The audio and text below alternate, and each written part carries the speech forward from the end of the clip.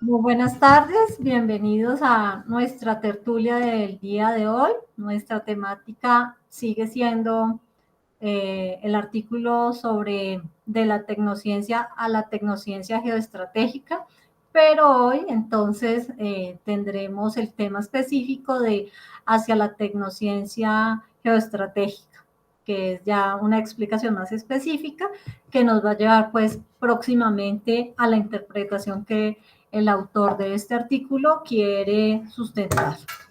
En esta oportunidad, pues entonces recordemos que es una secuencia de todo el proceso que hemos llevado con respecto al documento, donde primero hubo como una presentación general y que poco a poco pues hemos ido adentrándonos de acuerdo a específicamente dos autores como son Echavarría Esponda y el caso de Bruno Latour. Entonces, nuevamente, con la exposición que nos hace Luis Francisco, pasaremos luego a hacer nuestros aportes, preguntas o comentarios para que el autor nos amplíe la información o podamos tener un conversatorio.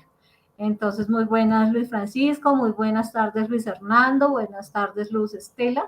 Esperemos también que en el transcurso vaya uniéndose los integrantes que habitualmente nos acompañan. Entonces tienes la palabra. Bien, muy buenas tardes para todas y para todos. Vamos a continuar entonces en esta saga explicativa acerca del tránsito entre tecnociencia a tecnociencia geoestratégica. En las 4 sesiones pasadas hemos venido desarrollando de una manera constructiva una revisión de literatura acerca de los conceptos de ciencia, pequeña ciencia, megaciencia, tecnociencia, fenomenotécnica. Luego hemos visto el concepto de tecnociencia a la luz de la postura de Bruno Latour. Posteriormente, la sesión pasada hemos hecho una descripción de los conceptos en una perspectiva evolutiva de Javier Echeverría Esponda sobre lo que es la tecnociencia en el marco de la revolución tecnocientífica que él denomina en ese proceso evolutivo.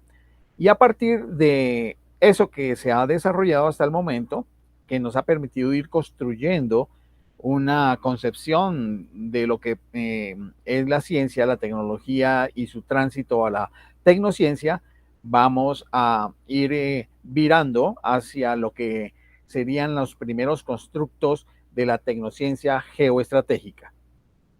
Siendo así, el proceso que vamos llevando, vale decir entonces que visto el recorrido que aquí se ha hecho y que acabo de describir, se pretende ahora avanzar hacia una concepción de tecnociencia geoestratégica que articule su uso filosófico-científico en la pugna y delimitación de áreas de poder de las naciones y de las corporaciones en el reparto de los beneficios de la influencia política geográfica entre estas, con los correspondientes sistemas de defensa y de derecho internacional que legitiman los mercados de bienes y servicios, asegurando con ello los mecanismos de operación de las empresas, su capacidad de negociación con otras empresas y estados nacionales, el incremento de la actividad de la investigación, el desarrollo y la innovación, que contribuya al sostenimiento de la producción basada en el libre mercado de valores financieros y de productos de toda clase.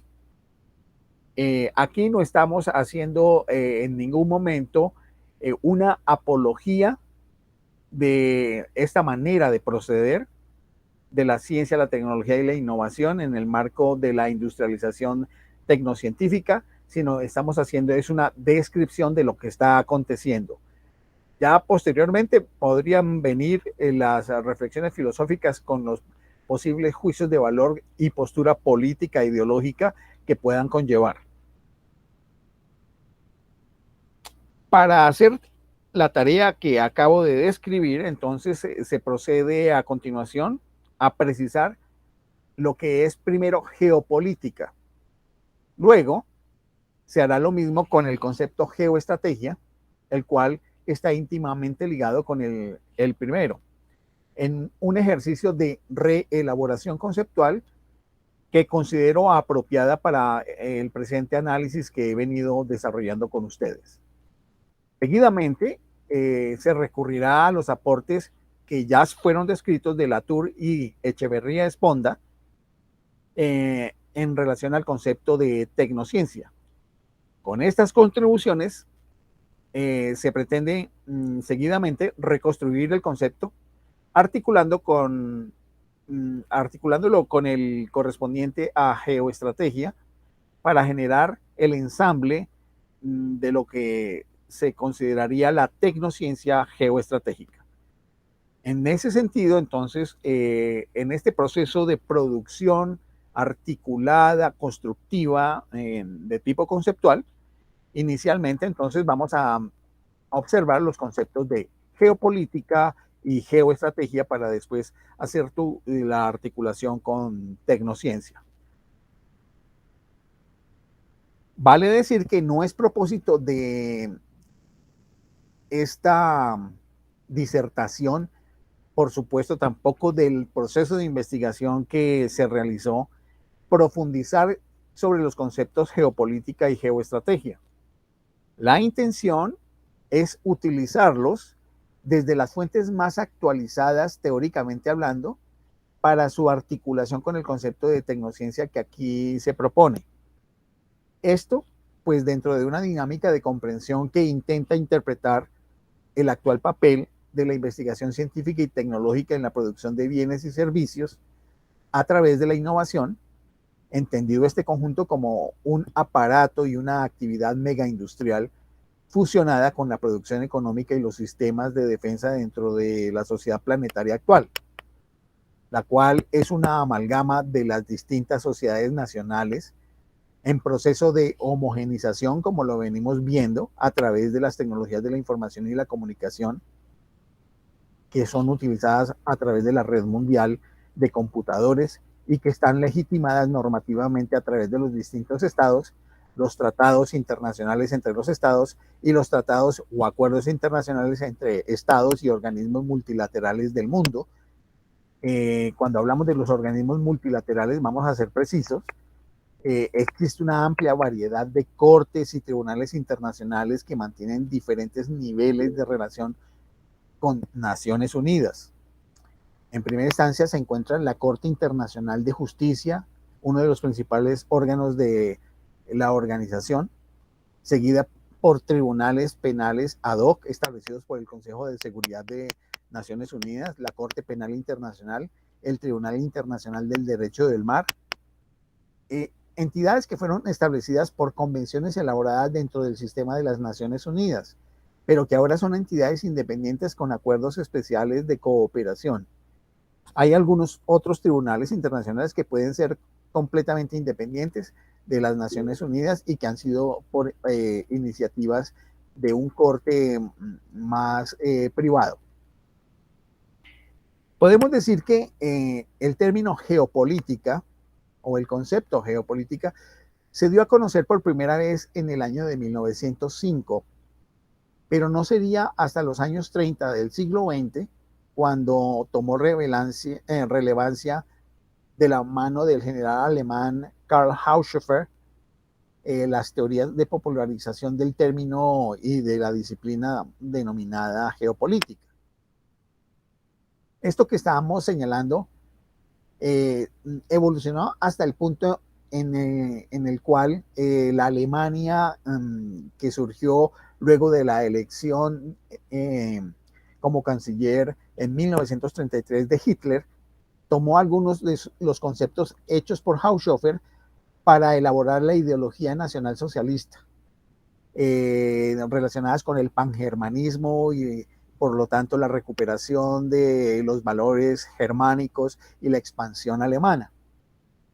Esa vinculación desafortunadamente casó dentro del nazismo de una manera muy fructífera, ideológicamente hablando, y lo cual hizo que se dejara de hablar de geopolítica en Occidente durante muchos años, y que no se cultivase la disciplina por las connotaciones tan negativas que desprendía, habida cuenta de todas las consecuencias que había generado la emergencia del régimen nazi y el desencadenamiento de la Segunda Guerra Mundial, con todos los dolores que ustedes y yo sabemos se generaron y que los hemos hablado en estas tertulias durante mucho tiempo, que han llevado a que, por ejemplo, ese término, geoestrategia, no hubiese sido utilizado durante un buen tiempo. Solamente hasta los años 70 y 80 del siglo XX se pudo, llamémoslo así, obviar este obstáculo ideológico de la academia para entender la geopolítica, y se volvió a trabajar en el campo de este tema, aplicando el término geopolítica para referirse a la teorización nazi de la geopolítica, y de esa forma distinguirla de la nueva disciplina conocida como geopolítica. En esa perspectiva, se puede decir que tradicionalmente la geopolítica es la indagación acerca de los efectos de la distribución y división geográfica del ejercicio del poder en la conducción de la política mundial. En la acepción original hace referencia a las consecuencias que se generan en las relaciones interestatales, porque esto está basado en todo lo que es el establecimiento de la estructura del poder del Estado, acerca de la apropiación y uso de los espacios, territorios, de continentes, de océanos, así como de la distribución e intercambio de las poblaciones y recursos naturales. Nosotros sabemos muy bien por historia que muchos de estos elementos, apenas surgido el siglo XX, se dieron de una manera no tan natural como históricamente los pueblos y las distintas naciones se habían dado, sino que los imperios, principalmente el Imperio Británico, generó una serie de divisiones que son artificiales, que permitieron la estructuración de estados modernos, donde se reunieron una o más nacionalidades, lo cual generó necesariamente conflictos, habida cuenta que los distintos pueblos, etnias, nacionalidades, no se consideraban suficientemente representada en el establecimiento de esos nuevos estados, y dentro de unos límites geográficos que fueron hechos de una manera artificial y a raíz de unos intereses que indudablemente tenían que ver con la explotación del petróleo, sobre todo en el caso del Medio Oriente. Actualmente, la expresión geopolítica se refiere al mismo tiempo al análisis de todas las hipótesis, designaciones y comprensión de carácter geográfico que participan en la construcción de la política mundial. Lo anterior se relaciona también con la geografía de las relaciones internacionales, particularmente la relación entre el medio natural y la conducción de la política internacional. En la explicación sobre el desarrollo histórico de la humanidad, generalmente se han usado conceptos políticos y sociales. Sin embargo, los tratadistas de la geopolítica introdujeron la variable geográfica dentro del concepto. El análisis geopolítico, entonces, pues se ocupa de las realidades acerca de las pujas de poder permanentes alrededor de las cuales se desarrollan los eventos internacionales. De ahí que el término geopolítica ha sido utilizado por mucho tiempo como una forma de representación gráfica de la política mundial y la expresión de las prácticas que la sostienen. El cambio del imaginario geopolítico va acorde con las transformaciones temporales que la dinámica de los estados en relación a su influencia sobre territorios y poblaciones se va dando. Creo que ustedes se van dando cuenta aquí que esto no se da en abstracto.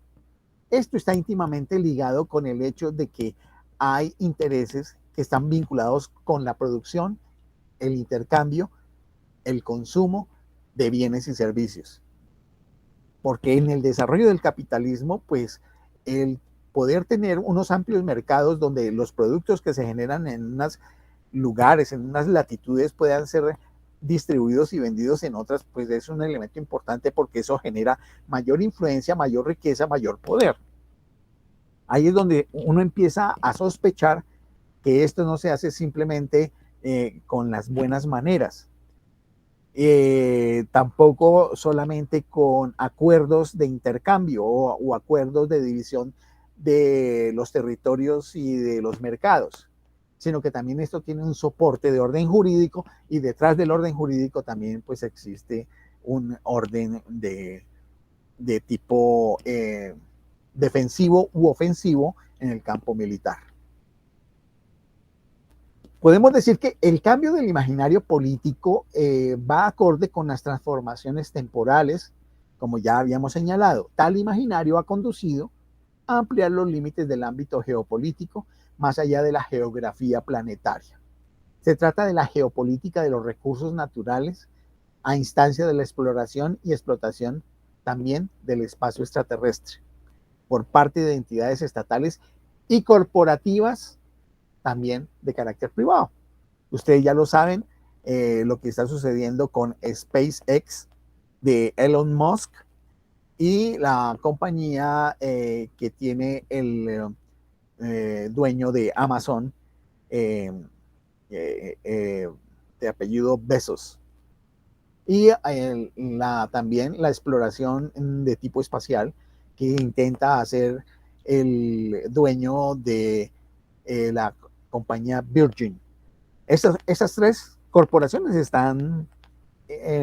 que son privadas, están pugnando por avances de conquista en el medio extraterrestre, más allá de los límites geográficos del planeta, independiente de, por supuesto, lo que los estados tales como Rusia, Estados Unidos, la Unión Europea, China, también la India y algunos otros países, Francia en alguna medida también, independientemente, con su sistema de cohetería Ariane, vienen haciendo con el propósito de tener alguna tajada dentro del pastel de la exploración del espacio exterior.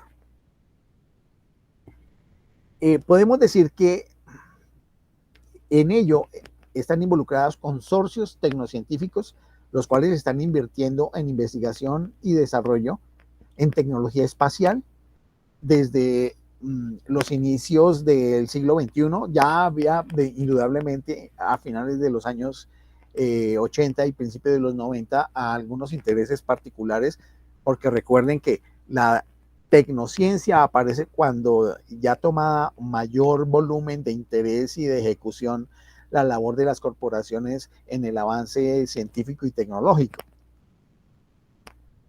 Por supuesto que esto que estamos señalando pues modifica el escenario en el que exclusivamente los estados soberanos ejercían las competencias tecnocientíficas, políticas y jurídicas en función de lo económico, que apuntaban a las características del espacio, de lo estratégico de su control y las inversiones de riesgo a largo plazo que se debían hacer para tener competitividad científica, tecnológica, política y militar.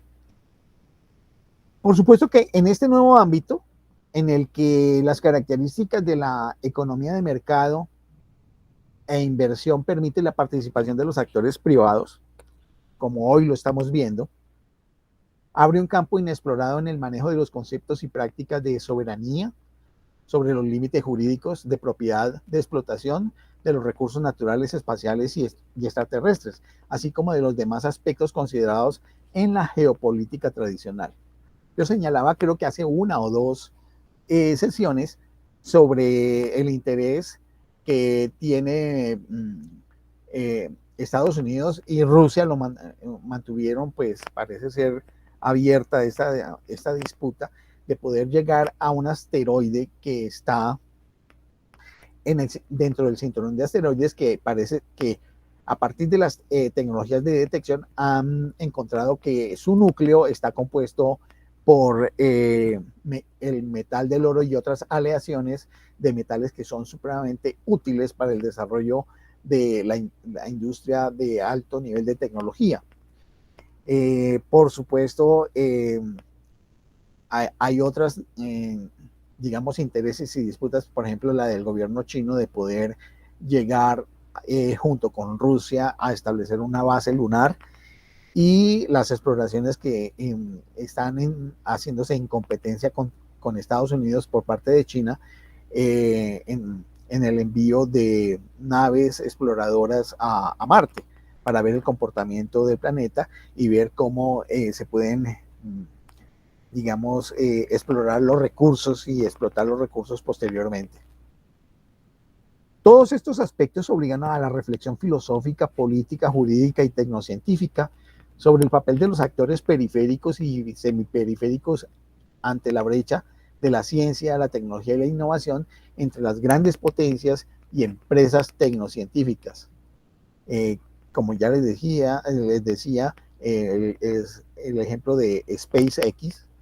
Está también el ejemplo de la Synthetic Genomics, que es la empresa de Cry Venter, que está trabajando en todo el proceso de generación de ADN sintético, que puede generar perfectamente ciertos ADN nuevos de especies de manera sintética, que ponen a la comunidad internacional en términos jurídicos, económicos, pero por supuesto también filosófico-éticos, a averiguar quién es propietario de un ADN que ha sido sintético, o si esto sigue siendo perteneciente a la naturaleza, y cómo es que se van a explotar las ventajas, los recursos o las ganancias que pueda generar este tipo de producción.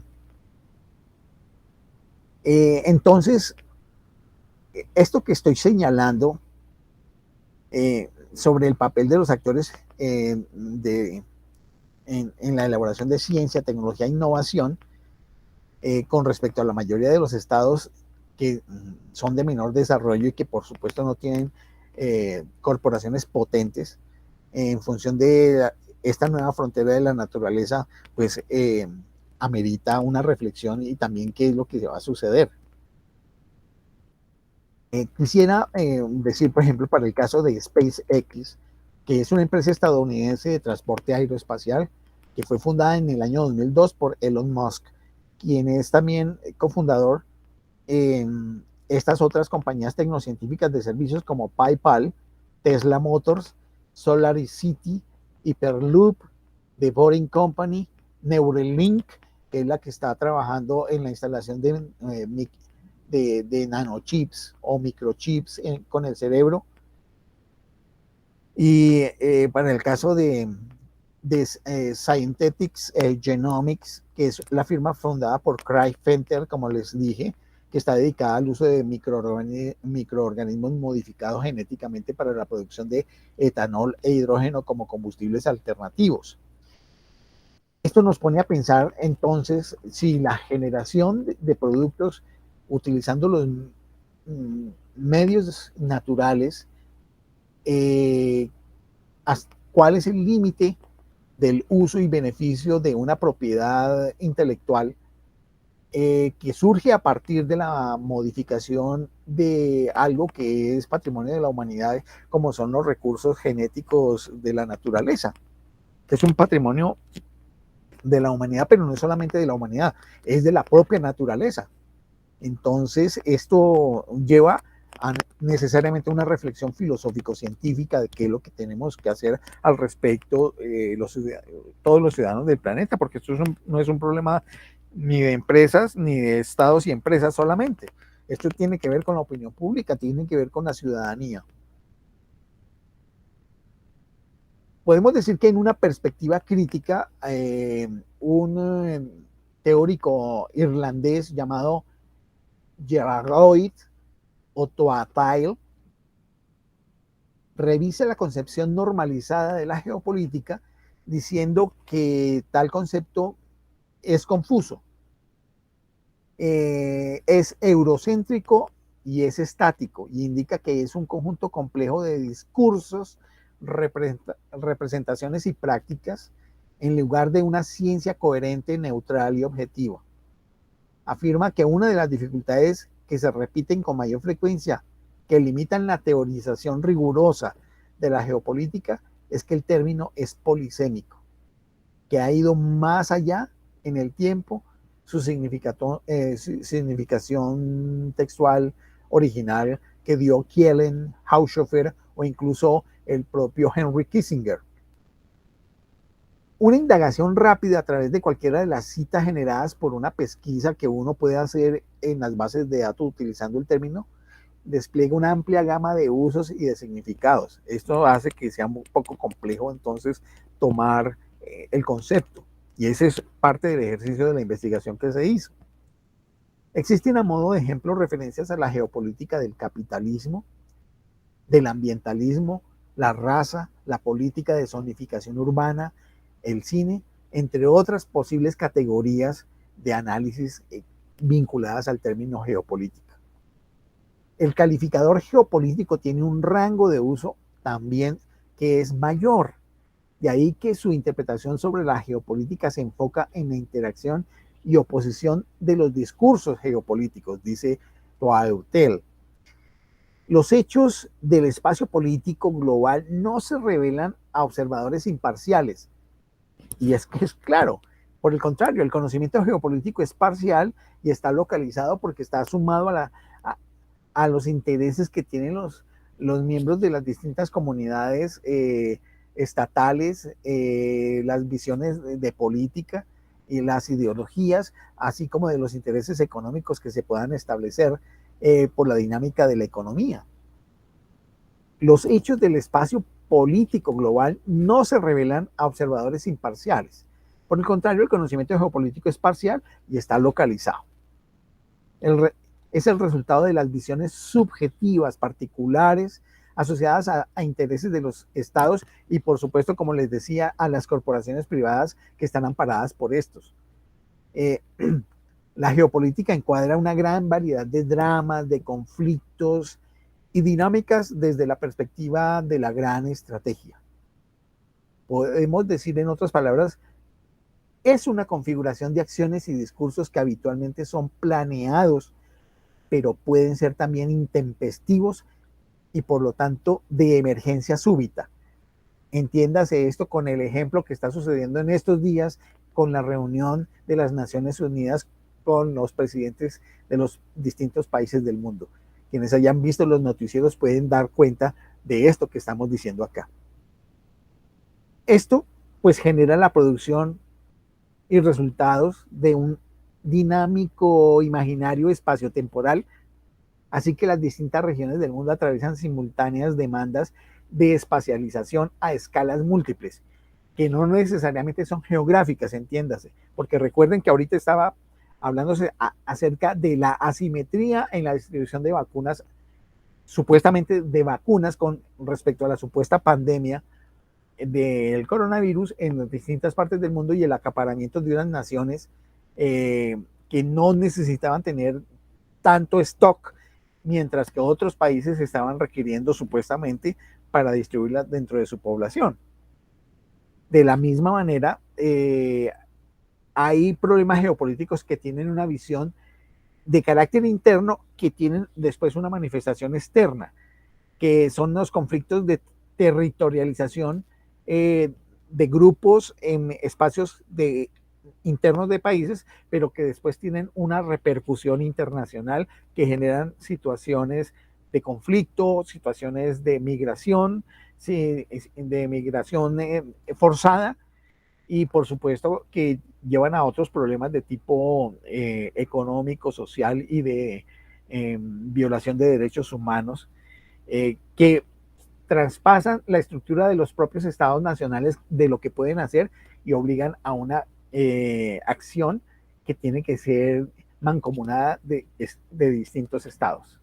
Esto implica pues una relación del sistema mundo en la visión que Wallerstein propuso en los años 90, donde hoy por hoy el problema no queda encerrado en fronteras, sino que sobrepasa las fronteras y obliga a una acción del sistema de cosas que van ocurriendo con una visión de mundo, porque todo está interconectado. Y este es un elemento fundamental para poder entender muy bien que hoy la geopolítica no es un asunto separado de los intereses de un Estado o de una corporación asociada con un Estado o un conjunto de corporaciones asociadas con un Estado. Esto es una red de relaciones que toca todos los intereses y posibilidades e implica negociación. Ahora, si trasladamos esto que estamos señalando al asunto de la producción tecnocientífica, vemos que la red se hace aún más compleja, porque sabemos que ya la producción no es simplemente dentro de unas fronteras, porque esta producción está ligada a intereses que están vinculados con múltiples zonas planetarias, áreas geográficas, relaciones o vínculos de tipo corporativo, donde el papel de lo financiero es fundamental, donde el flujo de los capitales para la inversión se da de una manera supremamente enriquecedora y también muy dinámica, donde pueden aparecer y desaparecer y que están sujetos a lo que aparece en las bolsas de valores, como en algún momento ya les dije, hace que esto configure una estructura dinámica de relaciones que lo hace, lo amerita para que sea visto como un sistema complejo. Por esa razón, se hace necesaria una nueva identificación y análisis sobre las principales características de las prácticas espaciales. Cuando hablo de las prácticas espaciales es en relación con los espacios geográficos físicos, pero los espacios también geográficos de otro orden. Estamos hablando, por ejemplo, de la red virtual, estamos hablando de la parte financiera, estamos hablando de la parte de las poblaciones. Áreas que reproducen las figuraciones dominantes, por supuesto, que en este momento las tienen los Estados Unidos y la Unión Europea, y que proyectan también nuevos espacios de representación en una búsqueda de simetría, como lo que está buscando en este momento China y Rusia. Aquí cabe anotar que en esa puja, por ejemplo, en estas últimas 2 semanas, ha habido una serie de conflictos de contraposición incluso entre aliados. Se trata de la negociación que estaba haciendo Australia con Francia desde el año 2016 en la fabricación y venta y con toda la transferencia tecnológica de varios submarinos para la defensa de Australia de su mar territorial. Pero a raíz de un nuevo tratado entre Gran Bretaña, Australia y Estados Unidos, con el propósito integrado tanto de Gran Bretaña y Estados Unidos de frenar el avance y expansión de la actividad china en el Océano Pacífico, entonces toman a su aliado Australia para montar todo este proceso de defensa del Océano Pacífico, y para ello entonces les ofrecen unos submarinos atómicos a Australia. Entonces Australia lo que hace es desbaratar el negocio que tenía con Francia,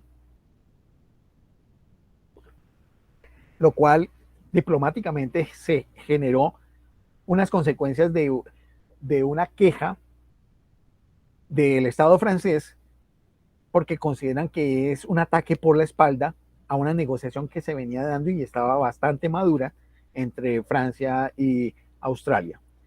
Pero sucede que en materia geopolítica internacional, Francia es un inmenso aliado dentro de la Unión Europea, de los Estados Unidos y por supuesto de la Gran Bretaña. Esto genera una serie de tensiones y conflictos que tienen que ser resueltos de alguna manera y se están haciendo los procesos de poder arreglar ello. Pero observen ustedes que el arreglo que esto amerita es un arreglo no solamente en términos de la influencia geopolítica. Lo que está detrás de esto es el negocio de la venta de los submarinos.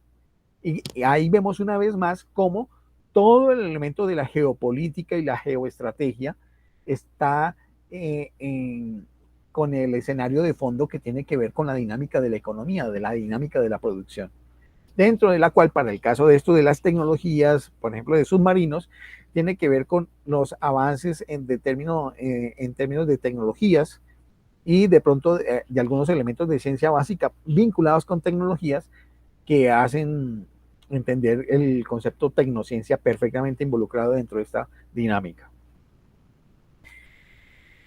Podemos decir que en suma, Otua Tile, el académico de la geopolítica irlandés, plantea la necesidad de comprender que la geopolítica actual se desarrolla asociada no solo a una forma de construir el poder, sino en múltiples redes que se justaponen entre sí, altamente asociadas al militarismo de las potencias, que se vincula con el amparo de los intereses de las corporaciones transnacionales privadas, como ya pues he venido diciéndolo. Y en segundo lugar, sostiene la necesidad de construir estrategias de resistencia a esta forma de articulación entre poderes y territorios ante las grandes potencias económicas y militares. Esta es una postura ya política del autor, contribuyendo con ello a la decolonización de la imaginación geográfica, dando lugar a otras geografías, a otros mundos posibles.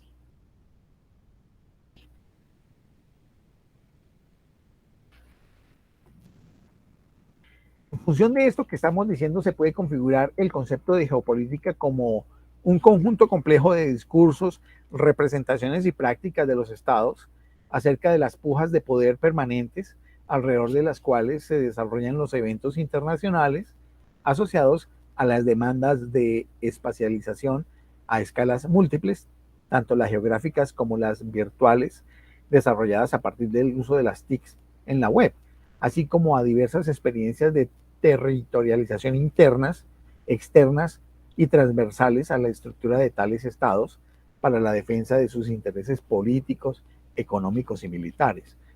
Ese sería, digamos, como el concepto de geopolítica que se extrae después de este análisis de lo propuesto por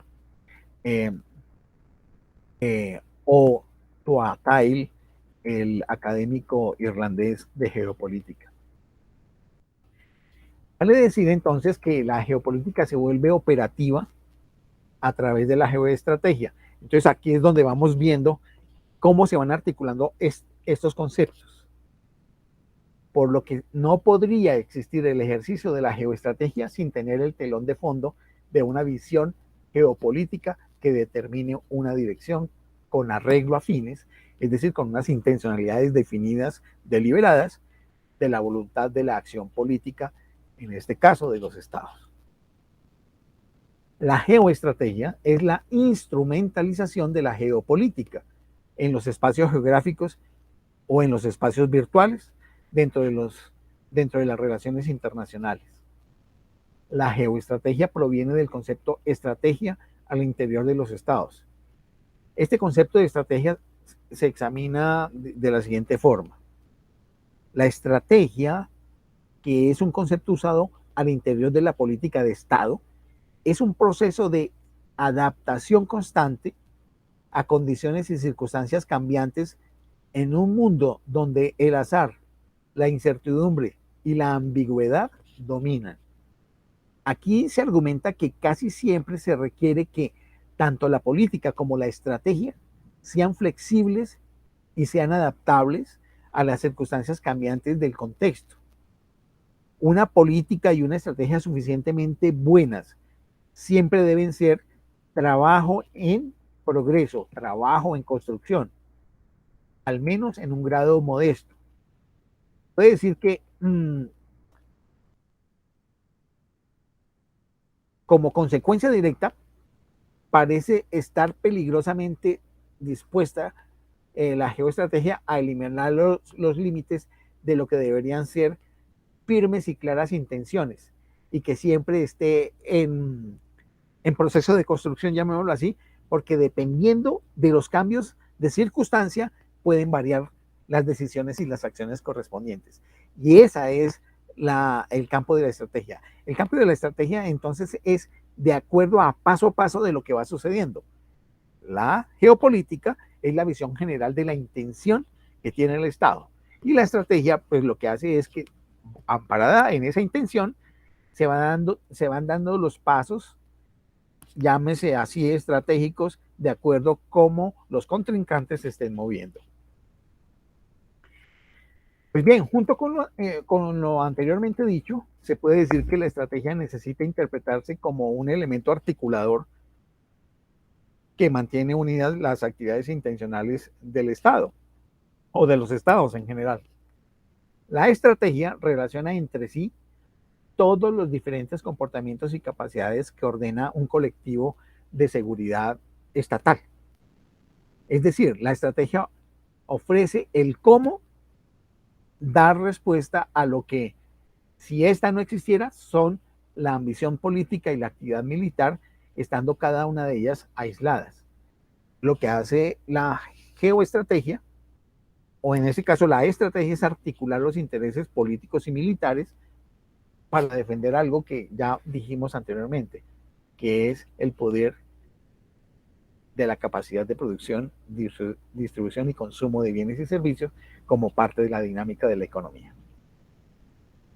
Creo que aquí vamos viendo cómo se relaciona una con la otra y ver con claridad las vinculaciones de todos estos elementos que habitualmente, tanto en los noticieros, en muchas academias, se presentan como cosas aisladas o cosas que eventualmente se relacionan. Y aquí lo que vemos es que están, llamémoslo así, estructuralmente vinculadas. La estrategia se puede considerar como un sistema que permite la cooperación funcional entre comportamientos categóricamente distintivos en aras de promover algún propósito común que es propio de un Estado o de un grupo de Estados. La estrategia solo tiene valor cuando sirve como puente entre el propósito, que es la decisión que se tiene como política, y la acción, es decir, la ejecución de esa voluntad política. Todas las comunidades políticas, entiéndase, los estados tienen preferencias, tienen objetivos políticos. Además, todas las comunidades controlan activos humanos, activos mecánicos y electrónicos que son capaces de hacer cosas. Lo que toda colectividad requiere son ideas y planes que conduzcan a una promesa que sea posible de hacer efectiva en la habilitación de los medios políticos y de la capacidad militar para resistir o aplicar la amenaza de violencia en, con respecto a otros que son competidores. Este es el papel vital de la estrategia. Llamémoslo así en términos muy cotidianos. La estrategia es la pelada de dientes que hace un ente estatal o un grupo de entes estatales con respecto a otros, con el propósito de que los otros no hagan cierto tipo de actividad. Es básicamente eso. Es como cuando un perro le abre los dientes o un lobo le abre la boca y le muestra los dientes al otro con el propósito de disuadir. La estrategia tiene un papel disuasorio con el propósito de mantener cierto statu quo en las relaciones de poder. Podemos decir también que de manera análoga la geoestrategia opera de la misma forma en las relaciones internacionales entre los estados. Es decir, cada una de las características señaladas anteriormente sobre la estrategia que se da al interior de los estados aplican para la comunidad interactiva entre los estados en el medio mundial. En otras palabras, aquí los estados, como individuos y como comunidades, operan en acciones con arreglo a fines, es decir, con intereses e intencionalidades, bajo comportamientos que son identificables como de amenaza encubierta o abierta para la obtención de sus propósitos de influencia y hegemonía. Es así de claro. Por lo que se puede interpretar que la geoestrategia es un sistema de acciones, oíganlo bien, un sistema de acciones que facilita la obtención de un propósito geopolítico común de un Estado en la defensa, conquista o imposición de los intereses políticos, económicos y militares propios, así como los de sus aliados, en relación al mantenimiento y ampliación de su influencia y hegemonía en los espacios geográficos o virtuales dentro de las relaciones internacionales. Y vale ampliar, los aliados pueden ser otros estados, como decíamos, pero también pueden ser corporaciones. Con esto cierro el desarrollo del concepto de geoestrategia, habiéndolo vinculado con el de geopolítica. Hecho esto, posteriormente vendrá la reelaboración del concepto de tecnociencia, porque el concepto de tecnociencia no se va a tomar tal como lo dice la Turu Echeverría, sino que se va a hacer una reelaboración, una reconstrucción en una perspectiva más sistémica y de mayor complejidad. Por lo pronto dejo la exposición aquí, solamente con el concepto de geopolítica y geoestrategia, para que en las sesiones posteriores podamos hacer el análisis de lo que es el concepto tecnociencia reelaborado y posteriormente su articulación, su ensamble con el concepto de geoestrategia. Aquí detengo la presentación mía para el día de hoy. Excelente, muchas gracias por esa disertación, esa exposición. Y pues como venimos trabajando precisamente con este documento, ahora viene entonces la posibilidad de la participación de las personas que hoy estamos en la tertulia. Entonces abrimos este espacio para quienes quieran intervenir y pues vamos entonces solicitando la palabra. No sé si Roberto todavía su propósito es el de querer intervenir, dado que hace un rato levantaste tu mano. Buenas tardes, colegas. Buenas tardes. Buenas tardes. No sé, me parece, Luis Francisco, que tú ya nos habías preparado para esta disertación con numerosas presentaciones que se han hecho a lo largo de la tertulia. Entonces, a pesar de la complejidad del tema, uno va articulando, digamos, los conceptos que tú nos presentas. Entonces, es un gran aporte tuyo, que lo veo como una síntesis de todo lo que habíamos visto con anterioridad. Yo aquí dibujé un resumen tuyo, porque yo solamente razono con gráficos, vamos a decir. Y ya al final tú decías que la geopolítica, vamos a decir, se materializa a través de las estrategias, que pueden ser de varios componentes, varios países, varias corporaciones, digamos. Y con ello busca cumplir su propósito en la sociedad de consumo. O sea, ahí uní tres conceptos: la geopolítica, la geoestrategia y el lugar donde están los recursos que se quieren influir con el propósito de los actores de este sistema. Al fin vi un sistema ahí, una estructura, como tú decías, que se mueve, digamos, con acuerdos de los diferentes grupos de poder que existen y apuntan a su mayor influencia, que en el fondo va a ser una influencia de mercado, una influencia en el mercado. En grandes conceptos, yo uní todo esto, y después ya tiene todas sus consecuencias que ya trascienden los países como estaban diseñados, ya son más allá de los países, y tú muy bien presentaste los ejemplos en que trasciende incluso el planeta y ya va al cosmos el deseo de influir en busca de nuevos recursos, de nuevos lugares donde se puede, digamos, instalar el poder que reside aquí en estas corporaciones o en estas alianzas que tenemos. Entonces, una primera impresión de tu disertación es hacer esta síntesis.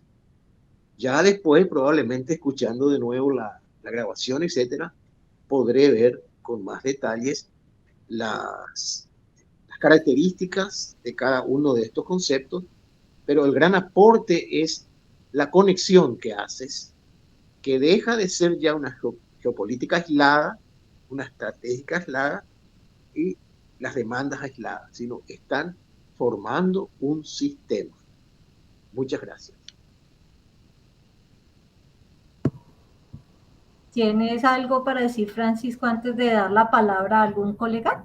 Bueno, no, pues me satisface la retroalimentación que hace Roberto, porque justamente el propósito de la exposición del día de hoy es poder presentar esta categoría que se articularía con todo el desarrollo anterior, más el desarrollo que haremos posteriormente para poder lograr esa síntesis categorial que no es única ni excluyente, sino que es una manera de ver cómo se está dando la producción de ciencia, tecnología e innovación en el planeta actualmente, y que coincide en existir al mismo tiempo con la megaciencia y con la pequeña ciencia.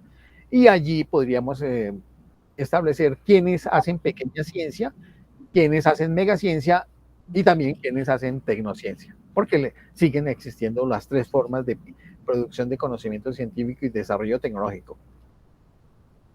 Roberto, nuevamente volviste a pedir la palabra. No, ya me satisfizo ya la presentación de... Ah, perfecto, muy bien, muchas gracias. Luis Hernando.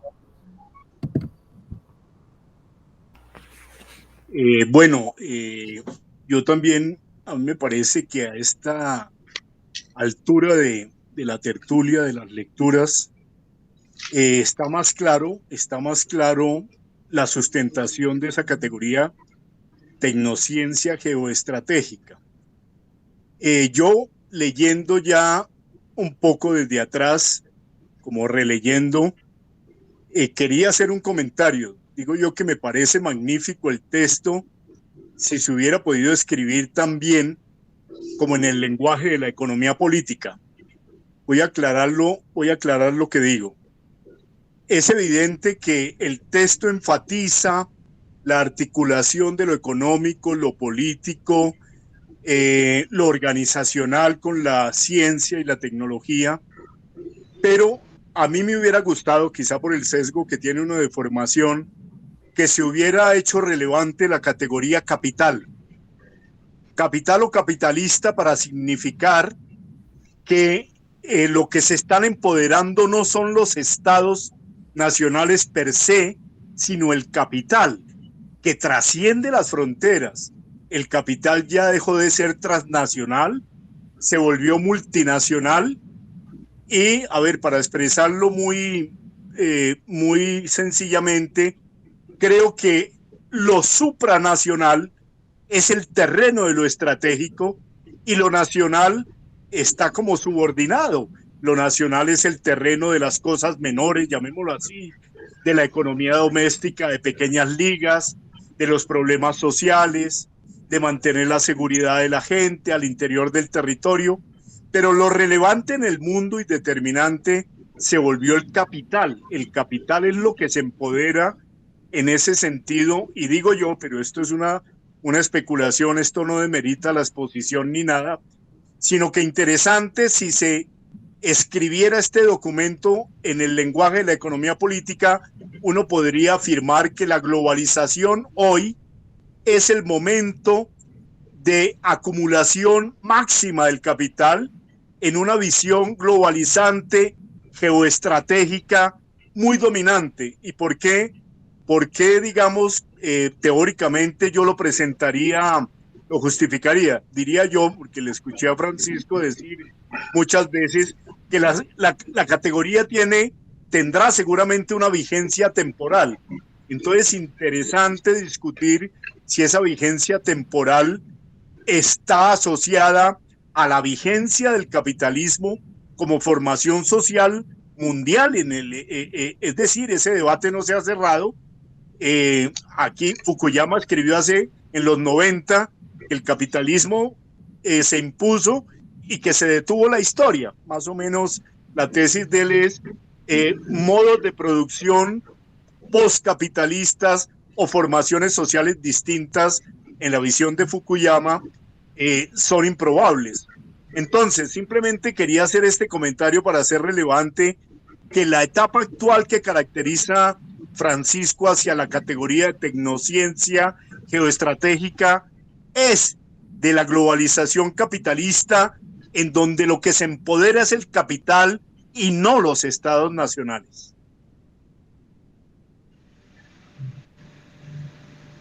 Muchas gracias, Luis Hernando. Eso que acabas de señalar con mucho detalle, lo haces por supuesto, desde la perspectiva de la economía política, muy bien lo dices. Como el énfasis de este trabajo en lo es la filosofía de la ciencia y de la tecnología, el papel de la economía es un papel secundario en la exposición, que pues lo obliga el hecho de que no podemos tratar todo con el mismo acento por la naturaleza misma de los límites del trabajo.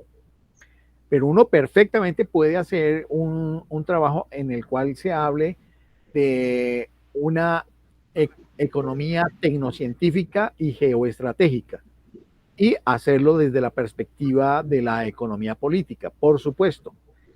Y en ese sentido sería un trabajo complementario a este que yo estoy señalando. Porque lo que yo estoy señalando solamente ocupa el escenario de la filosofía de la ciencia y de la tecnología. Lo que pasa es que la naturaleza del problema es de tal complejidad que ha obligado que desde la propia filosofía de la ciencia y la tecnología tengamos que recurrir a ciertos análisis que son propios de la historia, de la economía, de la política, que eventualmente pues que yo me he atrevido a tocar en el documento.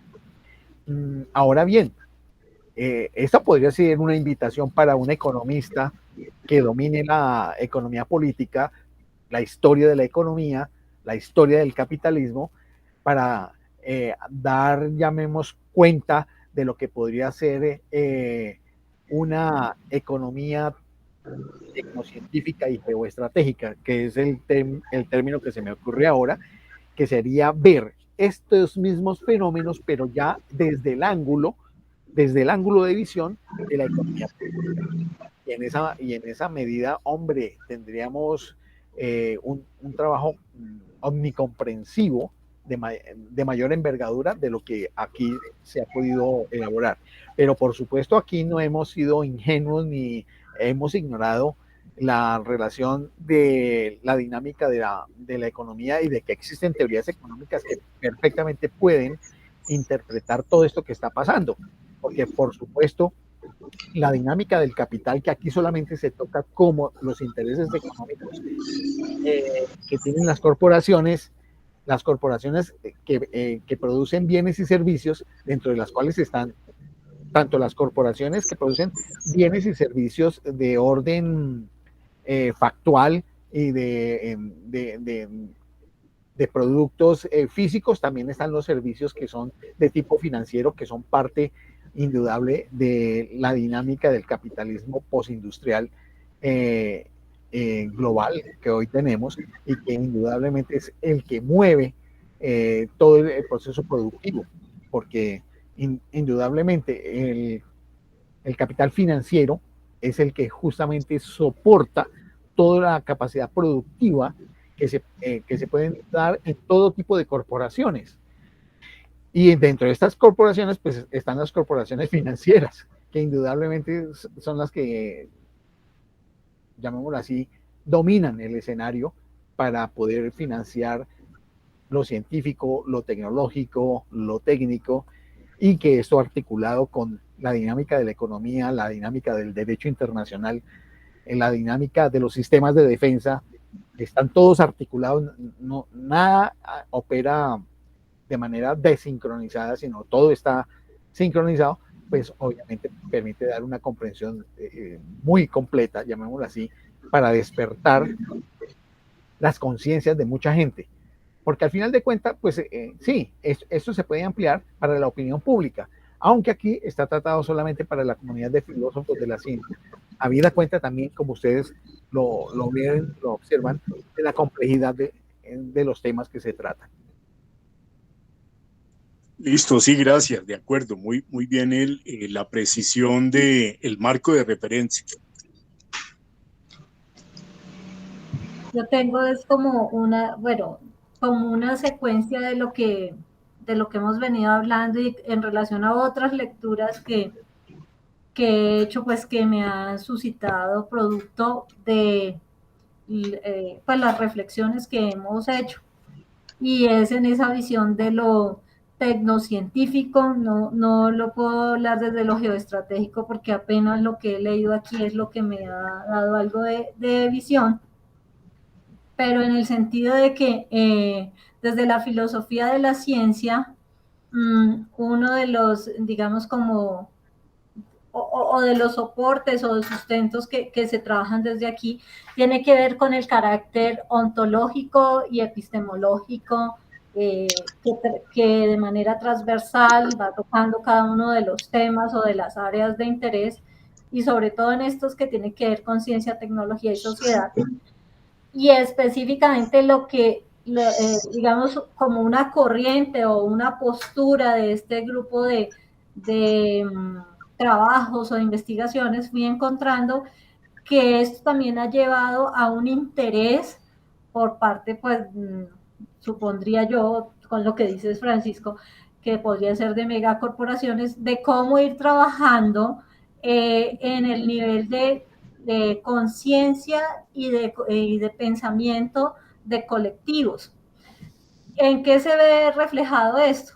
En el hecho de cómo precisamente algo que en un momento se vio como juegos y lo que uno encuentra en los videojuegos, los gamers, que inicialmente aparecían como juegos de estrategia, poco a poco se han ido convirtiendo en estudios de filosofía de la ciencia. ¿Y a qué voy? A que encontré precisamente un documento en el que llevaban a tal punto estos desarrollos de esto que fue en un momento dado solo como juegos de estrategia y de diversión, a tal punto de construir un mundo como al estilo trascendente, donde a las personas se les lleva a unos mundos que se convierten prácticamente en su nueva realidad, y donde la conciencia ya no es la conciencia humana, sino la conciencia que le va generando a estas personas la misma relación con el espacio del ámbito virtual.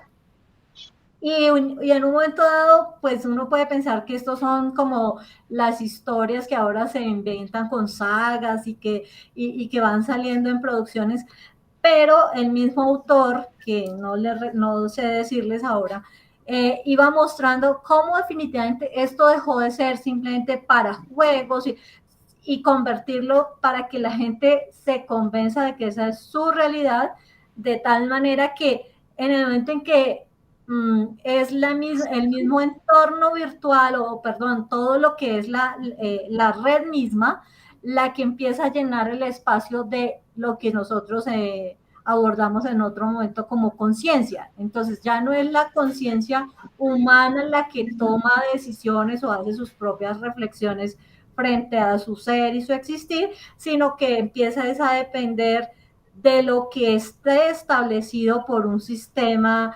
tecnocientífico, y se traslada la conciencia al contexto de lo tecnológico y de lo tecnocientífico, digámoslo.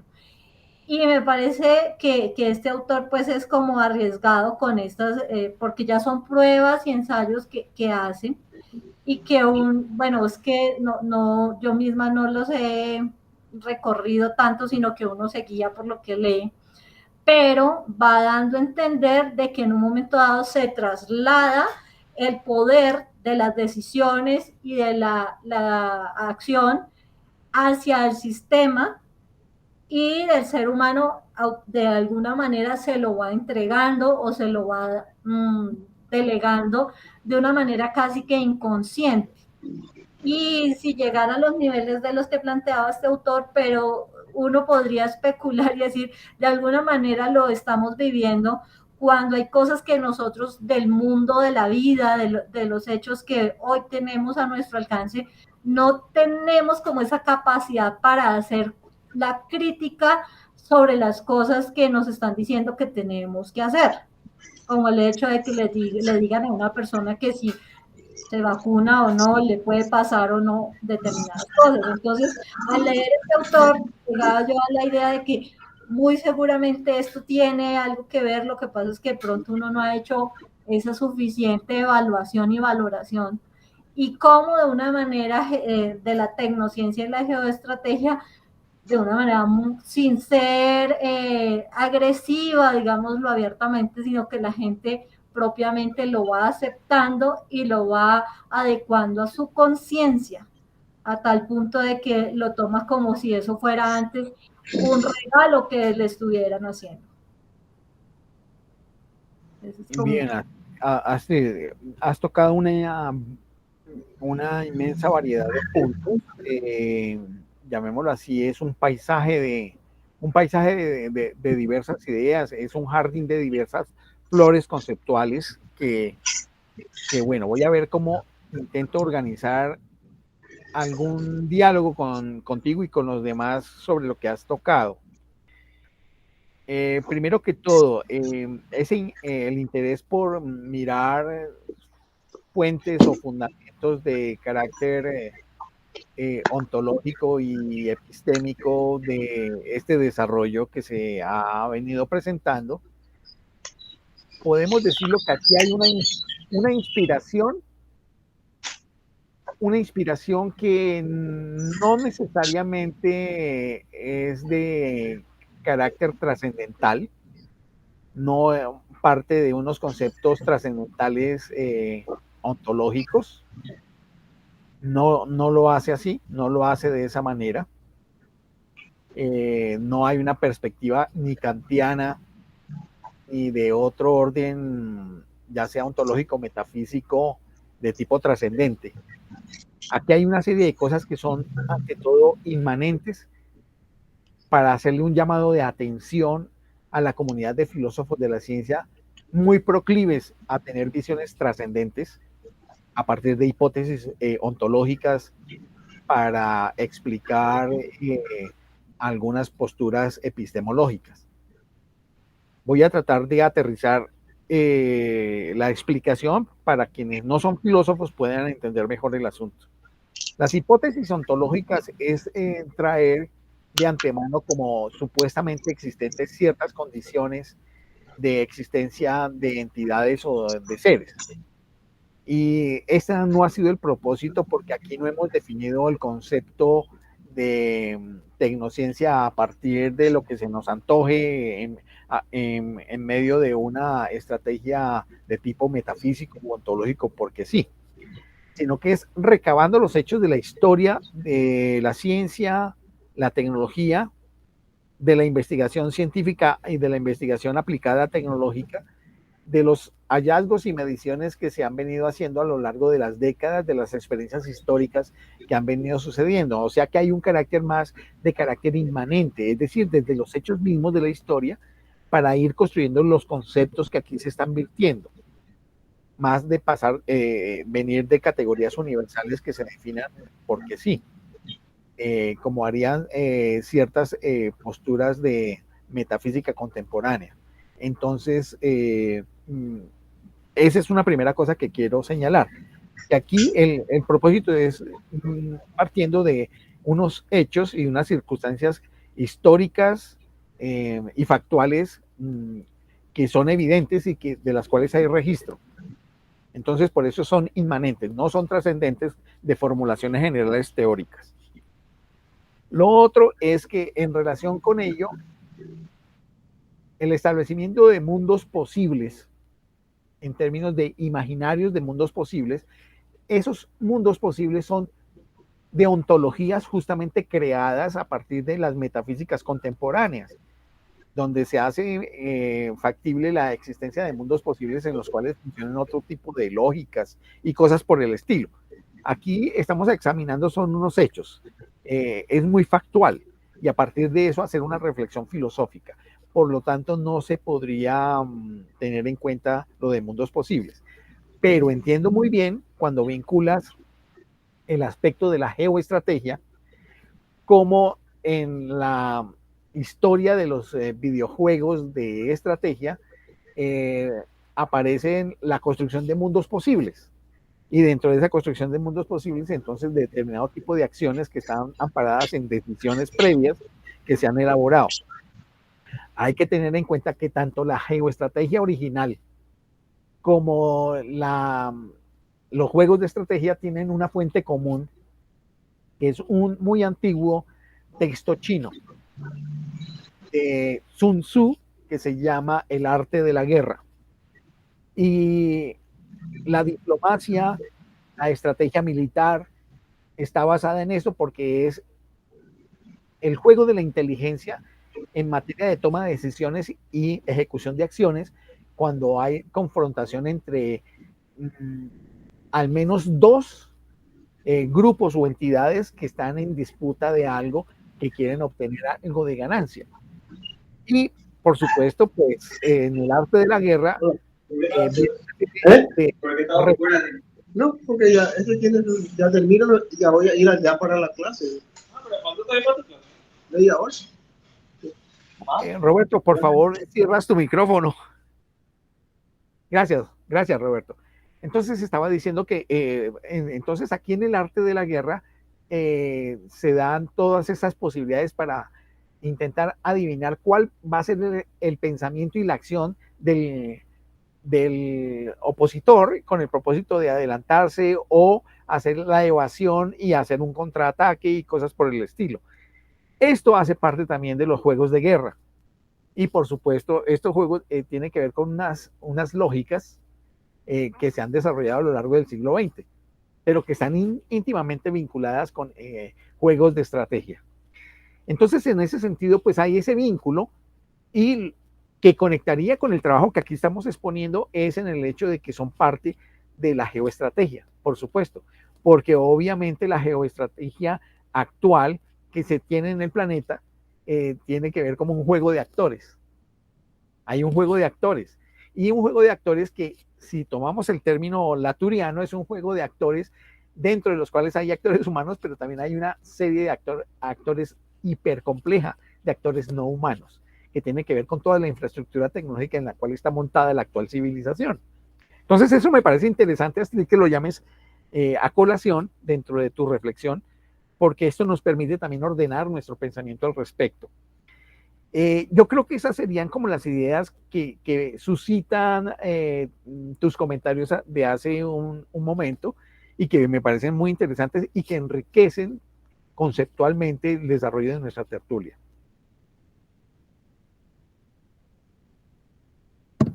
Gracias, pues muchas gracias, porque digamos que eso me ayuda como a organizar un poco lo que leí en el documento. Yo sé que de una u otra manera el autor está más interesado, el de la otra obra, pues en mover de pronto las conciencias de las personas a esas filosofías también que tratan de ser un poco en medio de todo como algo metafísico, aunque sabemos que con todo esto que se está manejando no está lejos la idea de que pues se pueda también querer hacer con eso un control del colectivo.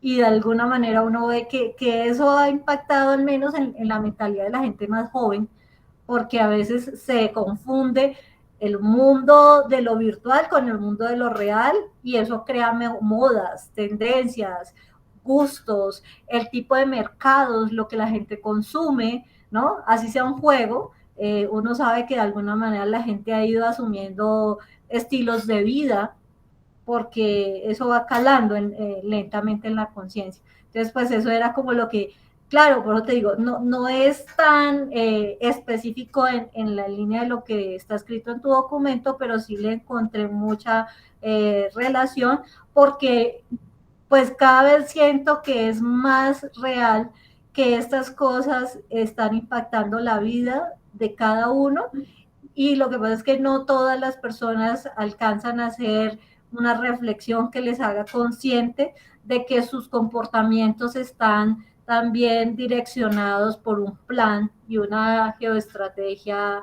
global para que las personas fácilmente aceptemos decisiones que se están tomando por la humanidad. Claro, Astrid, pero yo quiero rescatar algo a partir de lo que tú dijiste, y es que el escenario de construir mundos posibles sí sigue siendo algo necesario y válido, porque si uno se negara a la posibilidad de construir mundos posibles, que son necesariamente de orden metafísico inicialmente, esos mundos posibles son construibles en términos de acciones para la realidad, porque si no estaríamos en una inexorabilidad dramática y apocalíptica con lo que se está tratando de describir con la actual tecnociencia geoestratégica. Y hay otras posibilidades que hay que buscar. A propósito, pues dentro del Congreso de Filosofía Latinoamericana en el que quiero participar, donde voy a presentar varias de estas cosas, quiero señalar que justamente esto no es un asunto inexorable ni apocalíptico, ni de teoría de conspiración, sino que es la posibilidad de abrir ojos con el propósito de que la ciudadanía, porque esto no es un asunto del poder anclado en los gobernantes dentro de las naciones ni de las corporaciones. Hay un poder que está dormido, que es el de la ciudadanía de todos los pueblos del mundo. Y que en esto creo que Luis Hernando tiene mucho más competencia para hablar que yo. Y que hay que mirar cómo es que se pueden hacer acciones, realizar acciones que permitan que ese poder salga a flote y que las circunstancias puedan tener un cambio, porque no podría ser inexorable esto, porque entonces estaríamos condenados a la desaparición. Yo veo eso y yo todavía tengo fe en que podemos seguir existiendo, aunque en mejores condiciones que las que tenemos ahora. Muchas gracias. Bienvenido, Armando. No sé si dentro de la secuencia que nos has podido acompañar en este momento quieras de pronto hacer una intervención, o si Luis Hernando quiera volver a intervenir. O Estela, qué pena, no le hemos pasado la palabra. Ok. Bueno, pues después de hacer la lectura de este texto que estaba en rojo, me quedaron claras dos cosas y luego de la exposición de Francisco, ¿no? Y es en cuanto a la relación que hay entre la definición de los términos geoestratégica y geopolítica. Pude entender por lo que decía Francisco que el término geopolítica es un término polisémico, o sea que va a tener muchísimos significados a través de la historia y con unas citas que puso ahí.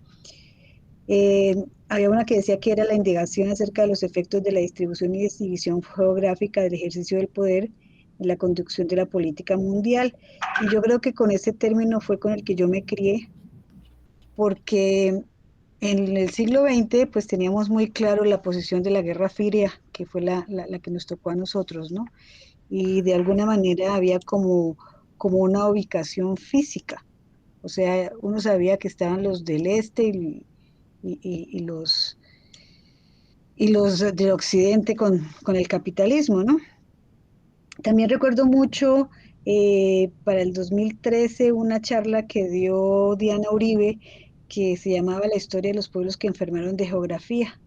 Y pues eso de alguna manera lo tenía claro, ¿no? Recuerdo que decía que estos pueblos eran Polonia, Hungría y la República Checa.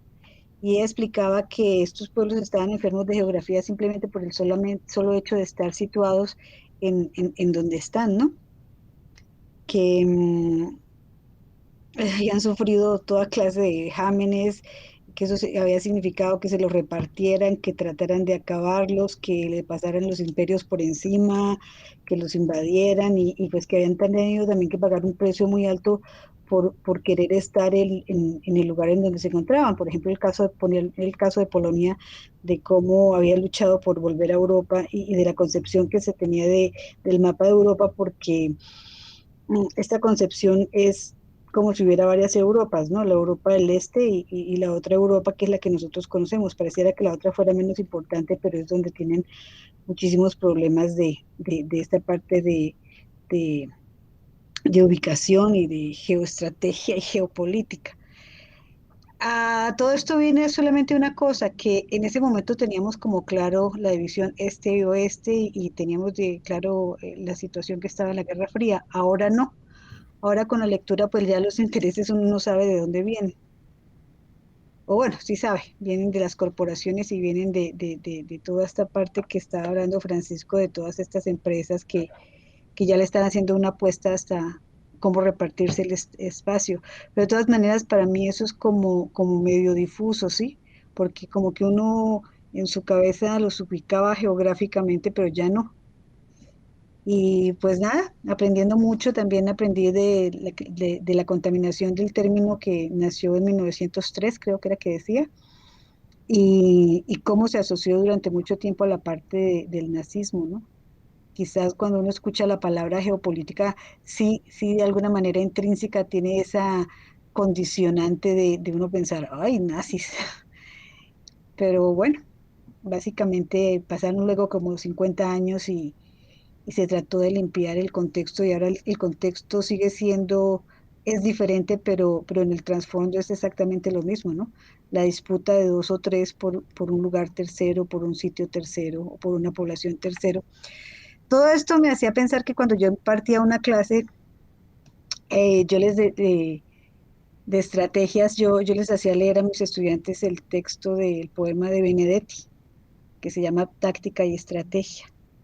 Y ese texto terminaba diciendo, mi estrategia es en cambio más profunda y más simple. Mi estrategia es que un día cualquiera, no sé cómo, ni sé con qué pretexto, por fin me necesites. Me quedé pensando en eso y releí el poema y me doy cuenta que básicamente pues eso es lo que se están haciendo ahora, ¿no? Creando como necesidades que no tenemos para que nosotros mismos busquemos, por ejemplo, lo de la vacuna, ¿no? Entonces uno ya tiene claro por ciertas cosas de que es un tratamiento, de que es una manipulación genética, excepto dos que tres que dicen que no lo son. Y entonces uno ya empieza con la necesidad de vivir, como a crearse esa necesidad de me voy a vacunar por tal o por X o Y razón. Y empieza también a crearse otras necesidades que le venden estas corporaciones y que le venden estos mercados para poder estar metido como en ese carro, ¿no? Y pues bueno, esas fueron todas mis ideas locas del día de hoy. Sí, gracias, Estela. Sí, pues lo saludable que observo tiene estos contenidos es que invitan a articularlos con otros que ya se traen y armar, llamémoslo así, un rizoma o una red de relaciones, incluso tridimensional o cuadridimensional de eventos, situaciones, hechos, saberes, prácticas que hacen ver que el mundo es una totalidad ligada, como siempre lo enseñó la visión materialista dialéctica y que está siempre unida y en una dinámica como lo enseñó desde siempre Heráclito. Entonces, me parece que es excelente lo que está aconteciendo. Yo he tenido en estas sesiones la oportunidad de explicitar con mayor detalle lo que a lo largo de cerca de 15 meses o un poco más, yo creo que 18 o 20 meses fue un proceso de investigación de fuentes, pero por supuesto de producción intelectual donde tenía que articular ideas lo mejor posible para armarlas de manera sustentada y a partir de una metodología de exposición y por supuesto con una concepción intelectual que debía ir desarrollándose de manera constructiva, como creo que hasta el momento lo van identificando ustedes para ir comprendiendo, como decía Luis Hernando, ya más claramente de qué se trata el contenido de todo este trabajo de investigación que dio como resultado la producción de este artículo. Entonces me parece que en el, estamos bien, estamos avanzando, los perros están ladrando y entonces eso significa que Sancho, exacta, exactamente, avanzamos, Sancho. Entonces, interesante, no, me parece genial. Entonces quería decir eso, gracias, Estelita. No, yo rizoma ni siquiera llego, yo creo que llegaré a Salpicón. Buenas tardes, Armando. No sé si has podido ir captando un poco el hilo de los comentarios, si quieras hacer alguno de tu parte.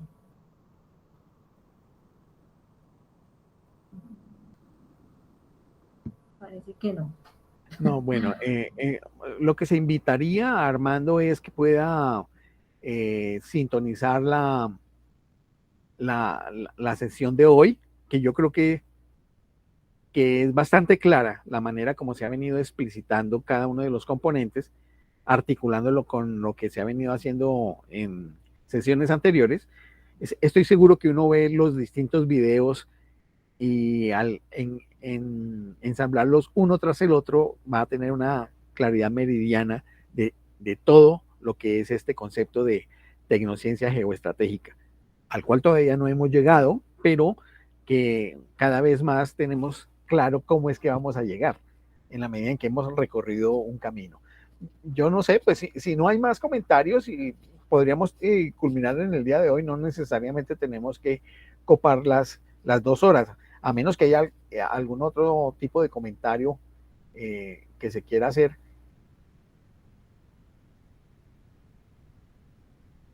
Está abierto para quien quiera de pronto, o si no, pues también lo pueden expresar.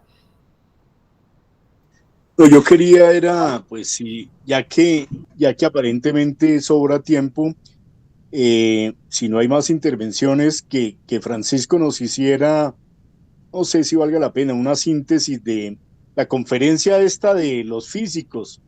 Yo estuve un rato, me pareció de buen nivel, un poquito especializado sobre el tema de el tema entre las teorías, la incompatibilidad teórica, me pareció bien interesante, y yo la reflexión que hacía es, si eso es con la física, que es de las ciencias naturales, con fundamentos empíricos muy fuertes, etcétera, ¿cómo sería una discusión de las ciencias sociales a ese nivel? No me la puedo imaginar.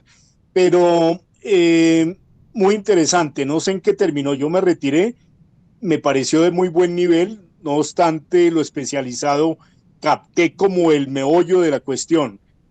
Por ejemplo, el profesor lo dijo, el expositor dijo, no, es que el mundo es uno, me quedó sonando eso, y no es posible que las leyes del macrocosmos sean, entren en contradicción con las leyes de lo nanocósmico, de lo infinitesimal.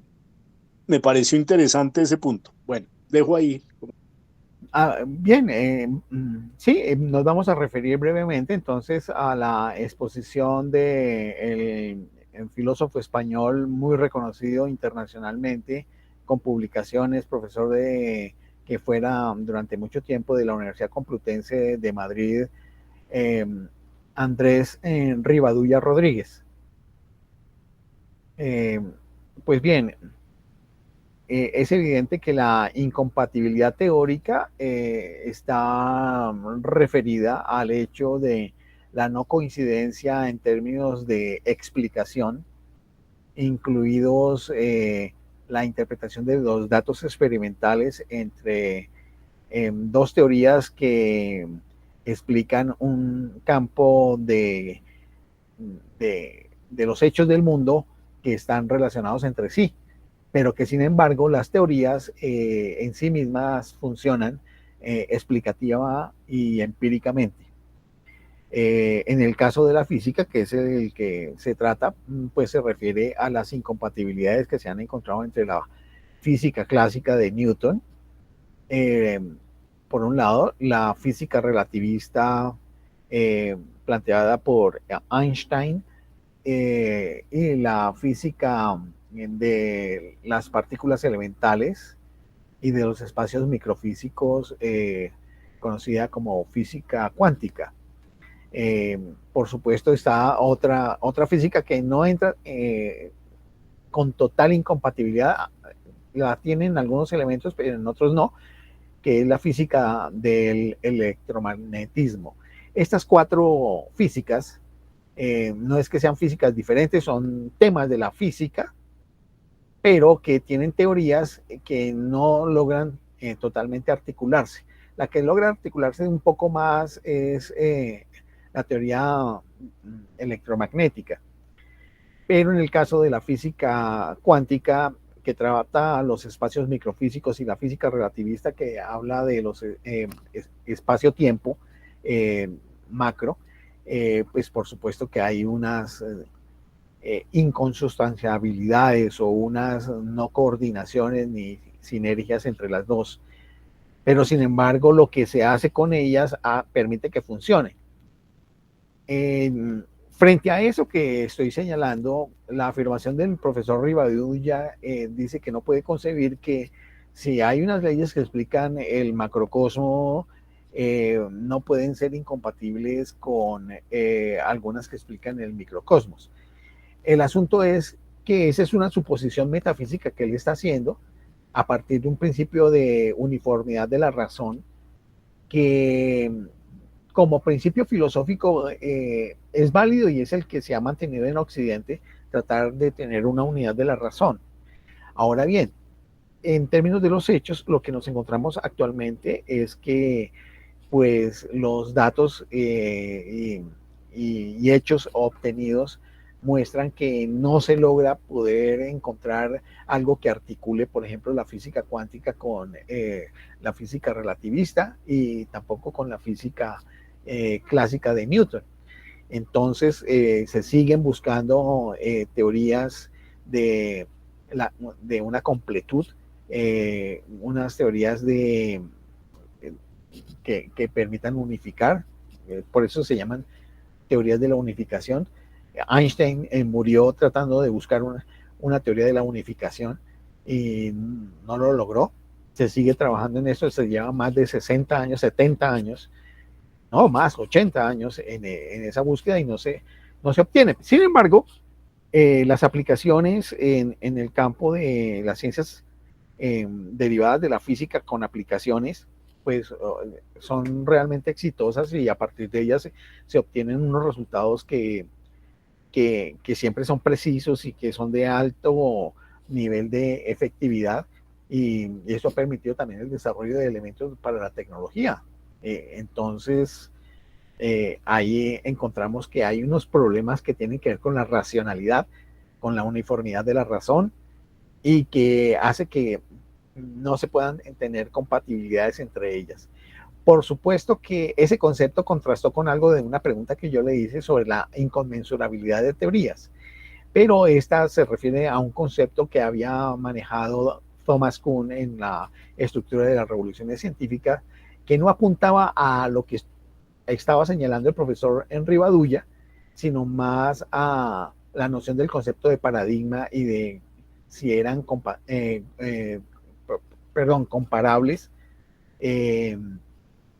unas teorías con otras, porque la inconmensurabilidad dice es que no son comparables unas con otras, cosa que es distinta a ser incompatible, y él decía pues que había esa distinción.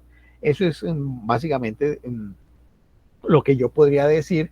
Por supuesto, ahí se presentaron unas, llamémoslo así, disputas veladas, donde hay un profesor que intervino, un profesor ya de edad, donde señalaba acerca de la naturaleza de la verdad en física y de que no podía existir una física sin un fundamento metafísico ontológico, y que no le gustaba la postura de los instrumentalistas, dentro de las cuales estoy yo, y de alguna manera el profesor Rivadulla estuvo de acuerdo conmigo porque dijo que la postura instrumentalista también él estaba muy cerca. ¿En qué consiste la postura instrumentalista? Es decir, que una teoría tiene un carácter de validez en la medida en que sus intervenciones son exitosas. Y al ser exitosas no estamos diciendo que sean verdad, sino que son válidas para la explicación actual que tenga una determinada teoría sobre una fracción del mundo.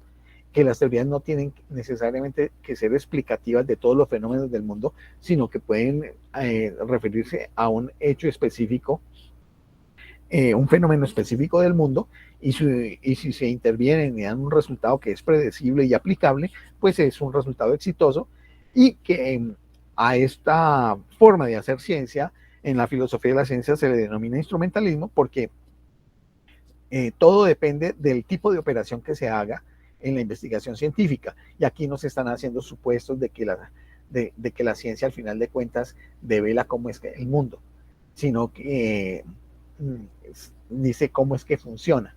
Los metafísicos, como ese profesor de edad que me estoy refiriendo, sí hablaba de la búsqueda de una necesidad de una explicación verdadera del mundo.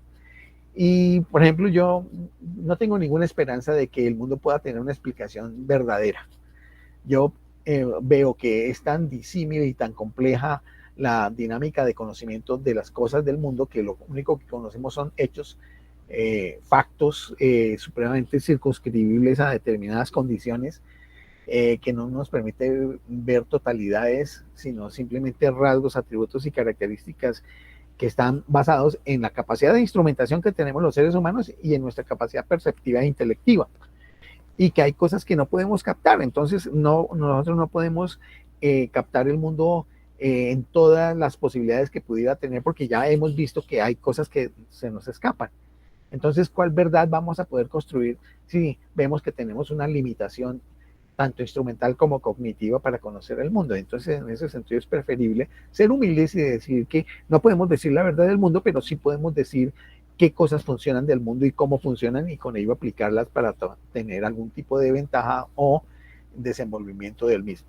Eso sería lo que yo te podría decir, Luis Hernando, como resumen general de lo que yo pude interpretar de esa conferencia. Sí, gracias, sí, me parece buen resumen.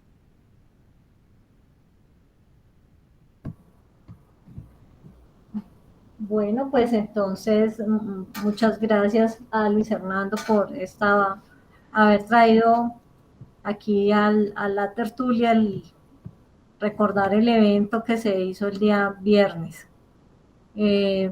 Pues como ya lo había mencionado Luis Francisco, en el día de hoy, pues el tema también, lo que estamos es haciendo como un engranaje, una relación entre los temas que hemos ido abordando gracias al artículo, y que cada vez nos van quedando como elementos con mayor claridad para ir previendo cuál es esas últimas partes donde vamos viendo cómo se hace la concatenación de cada una de las categorías que se trabajan en el artículo. Por lo menos yo también comparto con Francisco que si hoy nuestra reflexión pues nos dice que hasta aquí tendríamos abordado el tema previsto, tendríamos como tal. Estela, ¿quieres participar? Tienes la palabra. Yo tengo una pregunta. Me acuerdo mucho que cuando estábamos aprendiendo física, el maestro nos citó alguna vez el principio de correspondencia que estaba supuestamente enunciado en el Kybalión, y que decía que como es arriba es abajo. Entonces yo estaba escuchando ahorita cuando decía Hernando de que las leyes de lo macro, bueno, antes decíamos que se reflejaban o que debían de ser similares a las leyes de lo micro, pero ya se habla de lo nano. Entonces la pregunta sería, ¿cómo cabe entonces ese libro que supuestamente corresponde al hermetismo dentro de esa concepción en una charla como la de el viernes? Estelita, no cabe por la siguiente razón. Una cosa es la explicación de la ciencia que está reconocida por las comunidades internacionales de ciencia física, las cuales están relacionadas con ciertas estructuras de poder gremial, medios de divulgación científica, publicaciones, medios de financiación, laboratorios e institutos de investigación, entidades universitarias, laboratorios, etcétera, que tienen que ver con la ciencia de la física.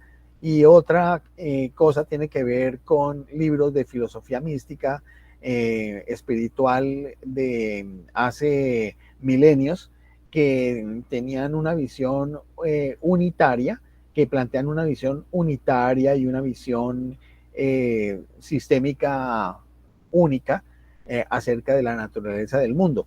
Hoy eso no es lo que se mueve dentro del campo de la ciencia y de la física y en una buena cantidad de ciencias. Entonces, por esa razón no cabría, Estelita, porque es un campo de dominio de saberes totalmente diferentes. Y allí en el campo de la física como ciencia, libros como El Kybalión son libros, eso es una publicación exótica que no es para físicos, sino para la gente del común o buscadores espirituales o algo así. Ahora bien, cosa distinta de lo que uno pueda pensar en lo individual fuera de un ámbito académico y que pudiera relacionar, por supuesto. Aquí no, solamente estoy explicando qué es lo que pasa con eso. Sí, sí, sí. Era que me quedaba como esa duda, ¿no? Porque pues, supuestamente las mismas leyes que se aplicaban en la física de lo grande se aplican en la física de lo pequeñísimo, de lo enano. Claro, hay algunos físicos que han tratado de llegar a eso, por ejemplo, David Bohm, físico cuántico, planteó cosas cercanas a esto.